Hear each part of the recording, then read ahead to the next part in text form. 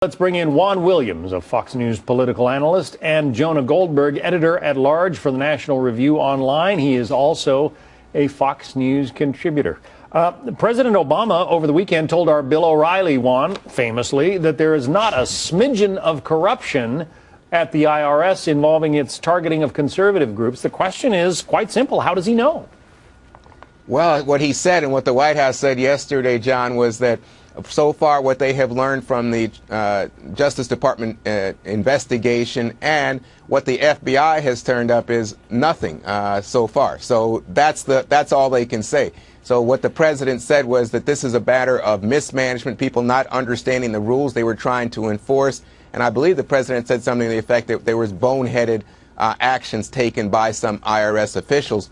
But in terms of actual corruption, as Fox has reported, there's nothing been found yet by the FBI or Justice. Well, maybe, Jonah, that's because the FBI hasn't looked. I mean, we know that a number of these organizations that were targeted by the IRS haven't even received a phone call from the FBI about what happened. Yeah, we know the investigation was slow-walked. Remember when the head of the FBI was asked who's heading this investigation, and he couldn't give an answer to Congress because he actually didn't know not too long ago. And the person who has been in charge of the investigation is an Obama donor. And it's a funny thing to do if the president thinks that there's not a smidgen of corruption. Why would you put this person in charge if you have nothing to worry about? Also, why would Lois Lerner plead the fifth if there's not a smidgen of corruption? I don't know if there's actually any corruption. There may not be. My suspicion is that essentially the IRS has become politicized all on its own and just simply thinks it's a job to go after conservatives in ways that it's not to go after liberals. Yeah, Juan, let's take our viewers back to some of those electric moments on Capitol Hill when Lois Lerner, who formerly worked at she worked at the IRS at the time, was called in to testify. Listen. While I would very much like to answer the committee's questions today, I've been advised by my counsel to assert my constitutional right not to testify or answer questions related to the subject matter of this hearing. After very careful consideration, I have decided to follow my counsel's advice and not testify or answer any of the questions today.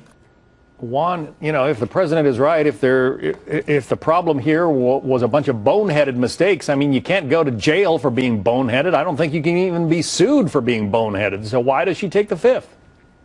I think she didn't want to get caught up in what Sander Levin, the congressman from Michigan, described earlier in our piece, John, as a political frenzy, which is that, the sense is that Republicans have a desire to politicize this issue. They see it as a matter of unfair treatment. I think that, by the way, Republicans and Democrats do not want a political IRS going after anybody, enemy hunting for either side. Obviously, power changes hands in this town. That's a bad thing. But I think for Lois Lerner, the idea was, why subject yourself to that kind of political beating in front of the Congress and the national audience on TV? And she decided to take the fifth. But I guess the point you were making, Jonah, is that the IRS, in your view, has become politicized to the point where one point of view sort of becomes the norm. I mean, it's not like anybody thinks if there were a Republican administration taking over, all of a sudden the IRS would be examining all of the records of liberal groups in this country. Right. I mean, the union that represents most of the workers at the IRS and the Treasury Department, I think, gives 94% of its donations to Democratic candidates. And the idea that the Republicans trying to politicize this when it's the IRS that has attacked political groups that are critical of the president, I think puts the cart before the horse.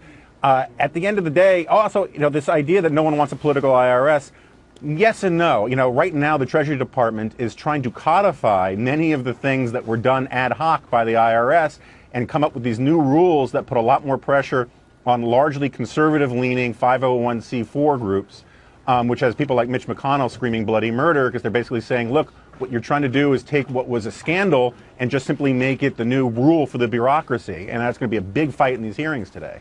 All right. So, Juan, are we learning anything new from these hearings? I mean, it doesn't seem like the investigation of the IRS targeting of conservative groups has really gone anywhere.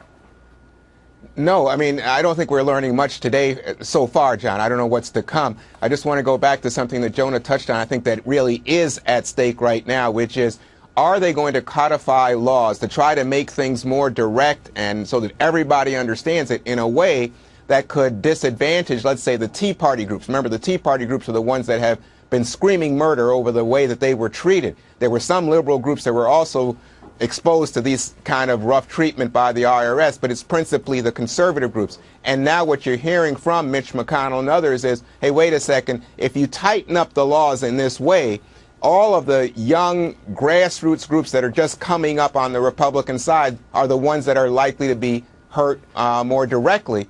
And so that's why I think Republicans, again, feel that the IRS actions are detrimental to their political interest. But, you know, when I was saying, and then Jonas said he thinks the IRS is politicized, I would hope that the IRS is not politicized. Yeah, I think we all do. It's a question of, you know, if I would hope the IRS doesn't exist. Okay. Well, that's the way to depoliticize it. Get rid of it. Amen to that. All right. Juan Williams, Jonah Goldberg, thank you both.